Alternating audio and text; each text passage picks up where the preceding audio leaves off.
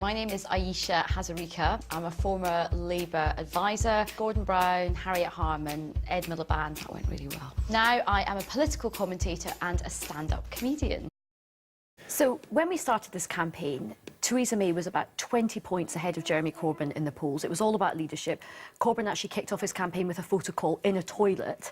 I mean, the signs could not be worse for Labour. Yet it is Theresa May who has had a stinker of a campaign.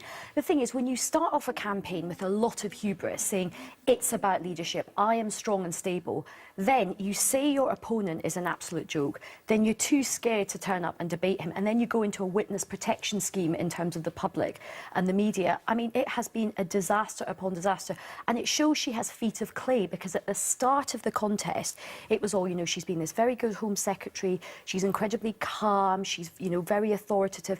And interesting, the manifesto, not only was it a very uninspiring manifesto, it wasn't properly costed, so they almost kind of moved away from their mantra of fiscal responsibility, and the catastrophic mishandling and misjudgment of the dementia tax really stung her badly. So look, the night is still young, we have to see how it sort of shakes down, but I suspect at the end of tonight, and when the figures come in, Jeremy Corbyn's leadership will look far more strong and stable than Theresa May's. Point is, Angela Merkel, I think, is a pragmatic politician, and I think she's a politician with humanity as well. She's actually not a communist, and I'll tell you something. And she's got I will tell you something. She has got values, and she has got pragmatism, and she understands the history. She understands, and actually, you're a bully because you won't let anyone else talk. All right?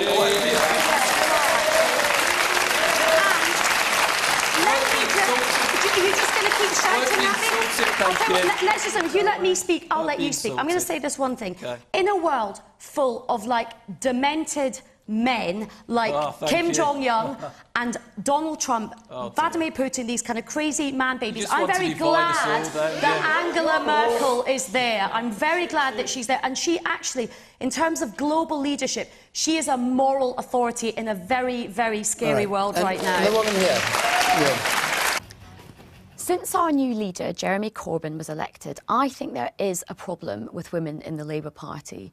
We have a male leader, a male deputy leader, a male general secretary, all our mayoral candidates are male, and here we are in 2016, and we still haven't managed to ever elect a female leader of our party. I think this dinner provided Theresa May with a rare opportunity to look human again. One of the criticisms about the Prime Minister is that someone kidnapped her and replaced her with a robot that just says slogans over and over again. She's like a Dalek, exterminate, exterminate. So actually, strong and stable leadership. It's you know how people are scared that robots are taking all the jobs? They're starting at Downing Street. That's what the worry is. Exactly. So I think what her team did effectively is they used this sort of scandal, this media problem, they turned it to their advantage to sort of say, right, we're going to give her a bit of definition, you know, make her look quite Thatcher-esque again to show strength. But it masks the fact that actually this has been quite a lacklustre campaign. There's been little on policy, and she just keeps repeating these slogans.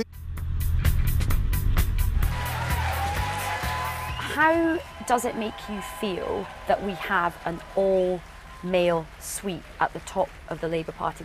Well, I just think we can't have a men-only leadership when we are the party for women and for equality. And women in this country expect to see men and women working together on equal terms. That's what the Labour Party believes in. And we can't have an all-male leadership again, and therefore we'll have to change the rules. So you would like to see the rules changed? Yes, to stop there being an all-male leadership. And in terms of your advice or your hope for the women in the PLP and the many women in the shadow cabinet, we shouldn't overlook the fact that we have 50-50 in the shadow cabinet. What do you want to see them do? The truth is that women's rights are never going to be taken forward by men in the party, whether they are men on the left, whether they're men on the centre or men on the right. The truth is it's women in the party, Labour women, that will take forward women's rights. And even though we haven't got any women in the top leadership, that makes it even more important for them to put themselves forward and, you know, be proponents for women in this country. Yeah, And I think this is the problem. We really don't know what is going to happen. It's absolutely fine to say, look, let's put our best foot forward, let's be positive. Nobody knows how this is going to turn out. It is a leap in the dark with a blindfold on, and none of the ministers in charge of Brexit seem to really understand what's going to shake down. It may be okay, but I've spoken to people, I was a Remainer, but I have spoken to people who voted Leave in Labour constituencies, and they don't regret their decision.